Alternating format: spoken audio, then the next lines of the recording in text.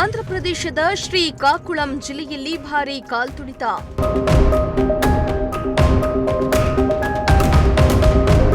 ಶ್ರೀ ವೆಂಕಟೇಶ್ವರ ಸ್ವಾಮಿ ದೇವಸ್ಥಾನದಲ್ಲಿ ಸಾವು ನೋವು.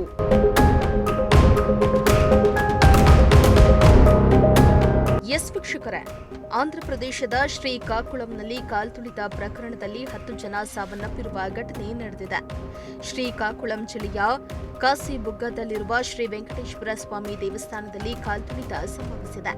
ದೇವಸ್ಥಾನದಲ್ಲಿ ಭಾರೀ ಭಕ್ತಾದಿಗಳು ಬಂದಿರುವ ಹಿನ್ನೆಲೆ ಕಾಲ್ತುಳಿತ ಸಂಭವಿಸಿದೆ. ಜೊತೆಗೆ ತುಂಬಾ ಜನರಿಗೆ ಗಂಭೀರ ಗಾಯಗಳಾಗಿದ್ದು ಆಸ್ಪತ್ರೆಗೆ ದಾಖಲಿಸಲಾಗಿದೆ. ಸಾವಿನ ಸಂಖ್ಯೆ ಮತ್ತಷ್ಟು ಹೆಚ್ಚಾಗುವ ಸಾಧ್ಯತೆ ಇದೆ ಎನ್ನಲಾಗ್ತಾ ಇದೆ.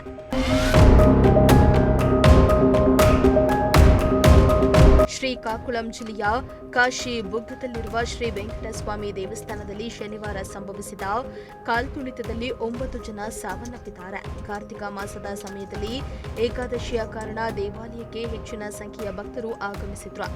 ಭಕ್ತರು ಹೆಚ್ಚಿನ ಸಂಖ್ಯೆಯಲ್ಲಿ ಆಗಮಿಸಿದ್ರಿಂದ ಅಧಿಕಾರಿಗಳಿಗೆ ನಿಯಂತ್ರಿಸಲು ಸಾಧ್ಯವಾಗದೆ ಕಾಲ್ತುಳಿತ ಸಂಭವಿಸಿದೆ.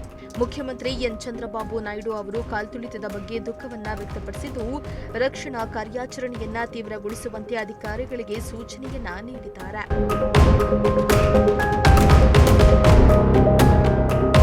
ಇನ್ನು ಆಂಧ್ರಪ್ರದೇಶದಲ್ಲಿ ಈ ಹಿಂದೆ ತಿರುಪತಿ ತಿರುಮಲ ದೇವಸ್ಥಾನದ ಆವರಣದಲ್ಲಿಯೂ ಕಾಲ್ತುಳಿತ ಸಂಭವಿಸಿತ್ತು. ಈಗ ಮತ್ತೆ ಶ್ರೀಕಾಕುಳಂ ಜಿಲ್ಲೆಯಲ್ಲಿ ಕಾಲ್ತುಳಿತ ಸಂಭವಿಸಿದೆ. ದೇವಸ್ಥಾನದ ಬಳಿ ಸಾವಿರಾರು ಜನರು ಭಕ್ತಾದಿಗಳು ಬಂದಾಗ ನಿಯಂತ್ರಿಸುವ ಸರಿಯಾದ ವ್ಯವಸ್ಥೆ ಇಲ್ಲದೆ ಇರೋದ್ರಿಂದ ಅಮಾಯಕ ಭಕ್ತರು ಪ್ರಾಣವನ್ನ ಕಳೆದುಕೊಳ್ತಿದ್ದಾರೆ. ಆಂಧ್ರದ ಸಿಎಂ ಚಂದ್ರಬಾಬು ನಾಯ್ಡು, ಡಿಸಿಎಂ ಪವನ್ ಕಲ್ಯಾಣ್ ಇಬ್ಬರು ಆಸ್ತಿಕರು. ಹಿಂದೂ ಧರ್ಮದ ಬಗ್ಗೆ ಶ್ರದ್ಧೆ, ನಂಬಿಕೆ, ಭಕ್ತಿ ಹೊಂದಿದ್ದಾರೆ.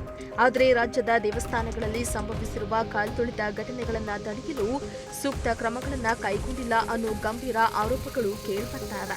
ಇನ್ನು ಈ ಘಟನೆಯಲ್ಲಿ ಸಾವಿನ ಸಂಖ್ಯೆ ಹೆಚ್ಚಾಗುವ ಸಾಧ್ಯತೆ ಇದೆ ಎನ್ನಲಾಗ್ತಾ ಇದೆ. Bureau report, Prajashakti TV.